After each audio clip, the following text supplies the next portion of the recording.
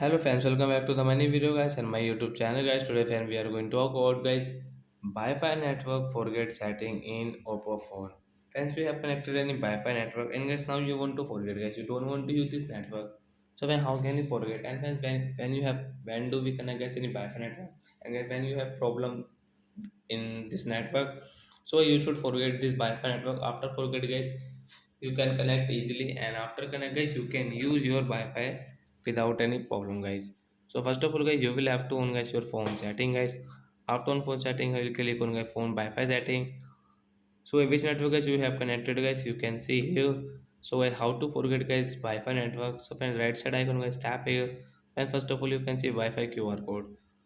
Friends you want to share guys the Wi-Fi QR code so friends you can share from here. So as you will have to verify guys your fingerprint. So friends you can say remove this network guys tap here to forget it. After forget guys we cannot use. If we use so we will have to enter password. After enter password guys you can connect you can use this Wi-Fi network. So like that guys we can forget Wi-Fi network in our phone device. Bye guys.